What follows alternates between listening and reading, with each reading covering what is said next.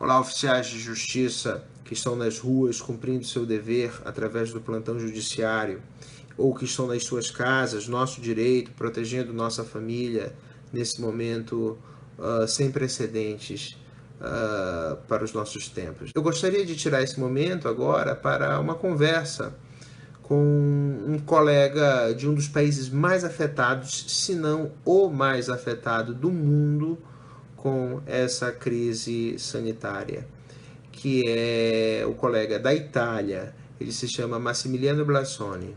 Massimiliano Blasone, ele é advogado e delegado de execução. Esse termo, delegado de execução, é uma categoria, um termo que nós não empregamos aqui no Brasil. Mas a atividade que ele realiza é uma atividade bem própria do oficial de justiça. Então, considerando isso, ele pode ser recebido como um colega nosso de profissão, porque executa, porque vai às ruas para executar, cumprindo uma ordem judicial, basicamente o que nós também fazemos. Então, apesar das terminologias mudarem um pouco, a essência da profissão é a mesma. A minha primeira pergunta para ele vai ser para que ele fale um pouquinho do que é essa profissão dele, o que é ser um delegado de execução. Hello, Massimiliano Blasone, how are you? You are a lawyer and a delegate in real estate foreclosure in Trieste, Italy. Well, in Brazil, we don't have that kind of delegation. It is all done by the judicial officer. Can you explain briefly your routine as a delegate in real estate foreclosure? Yeah, Malone, I'm very happy to explain it to you. Delegated professionals are appointed by judges. They may be notaries, lawyers, or accountants who have been officially registered and on a special court list. From the moment of their appointment, they administer the sale of the foreclosed real estate. This includes drafting and publishing sales notices, organizing auctions, drafting transfer decrees, and distributing sales proceeds. These professionals act as judges' representatives, as enforcement agents. Often, the delegated professional will also be appointed by the judge as judicial guardian for the same real estate. Judicial guardians are responsible for the administration and preservation of the property from the moment of its seizure until the sale, and they hand the property over to the highest bidder at the auction. They also evict the old owners and occupants from the property. Massimiliano, with that, the new global reality that the coronavirus pandemic imposes, how your delegate co-workers were affected in their work routine in your city and in Italy as a whole? Firstly, there has been a suspension of judicial activity, including that relating to enforcement proceedings. The hearings have been postponed and have been ordered by the various execution judges to postpone the judicial auction already scheduled. All the deadlines that we had to meet for the completion of the various acts until 15 April have been suspended. Many courts have extended the deadline to 30 Jan. After the temporary freezing of proceedings, there will be an extensive use of electronic technology to avoid contact between people and also to ensure the continuity of proceedings.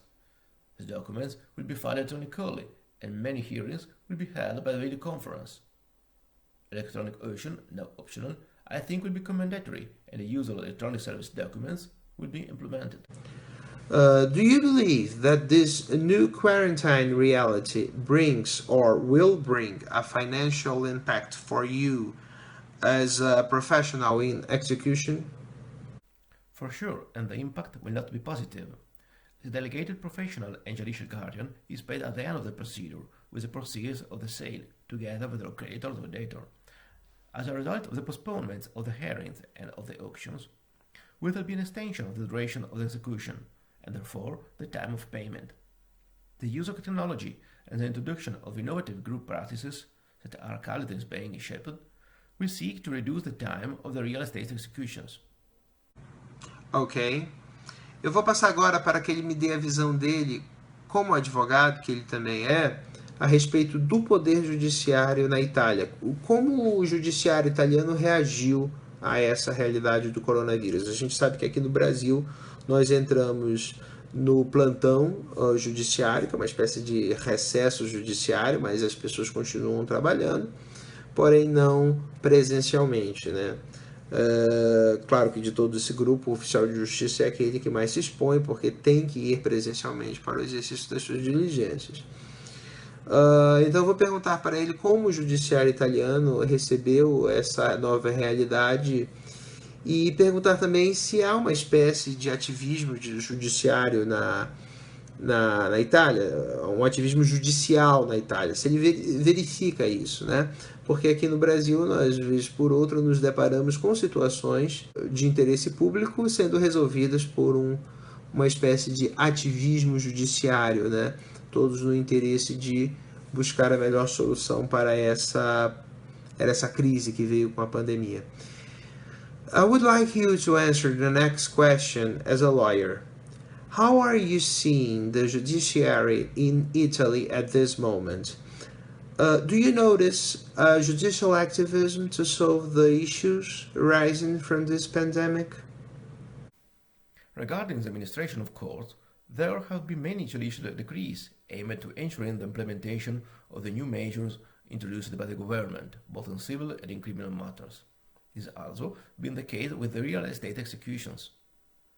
These measures have not always been uniform. For example, they differ in whether already scheduled auctions should be revoked or merely postponed. In the latter case only, the work done and the offers already received will be saved. There are already also some acts of judicial activism expressed through individual judgments. Currently, large sums of money from judicial sale or real estate are staying in the courts. Under procedural rules, the delegated professional may distribute such sums to creditors only after a court hearing at which a judge declares the drift distribution of sales proceeds enforceable. However, the Court of Venice and some other courts consider that at this particular time it is necessary for the economy to put this cash on the market as soon as possible, and without waiting for these hearings, which are currently suspended or postponed.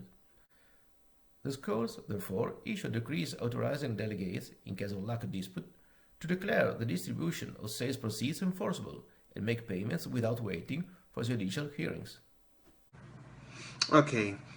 Um problema que nós temos encontrado no Brasil é que se quer passar a conta desse problema financeiro que a crise sanitária trouxe para o servidor público. De repente, corta-se o salário dos servidores e isso vai trazer a solução para todos os problemas financeiros do país.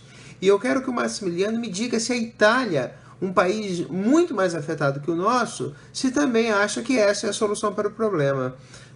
About the economic impacts caused by this pandemic, Massimiliano, do you notice some kind of a discussion in society about the decrease in the wages of civil servants and the public agents, as well as workers in general, as a way for the states to have financial conditions to overcome any economic crisis?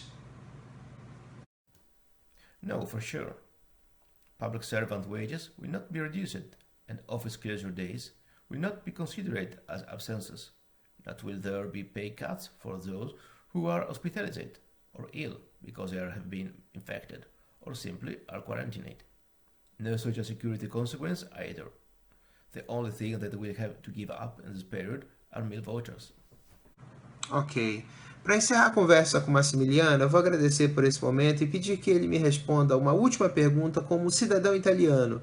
A Itália é um país que o Brasil tem muito amor, né? Então nós nos preocupamos com os italianos, assim como os italianos se preocupam com o Brasil. Para que ele fale como é que está sendo vista pelos italianos a atuação do governo diante dessa crise e qual é o sentimento geral da população. Massimiliano, finally, I would like to thank you for this conversation and asking one last question, which I would like you to answer as an Italian citizen. The Brazilian people have a lot of love for Italy, and that is why we have been very concerned with the news that we have been heard in recent days. How do you see the performance of your government in the face of this crisis, and what is the feeling of the population as a whole to overcome this difficult moment? Thank you a lot, Malone, for your warm words. I personally believe that the government actions have been effective from the point of view of protecting the health of citizens. When the health emergency is over, however, an economic emergency will follow as a result of a blockage of production activities. And it is not yet well understood how the government intends to cope. The Italian population has suffered and is suffering a profound negative impact from an emotional point of view because of fear of contagion, pain from illness and loss of their relatives and friends, and also because of the restriction of daily life caused by the lockdown. However, there is a great sense of solidarity and also a desire to resume with sacrifice but with renewed enthusiasm.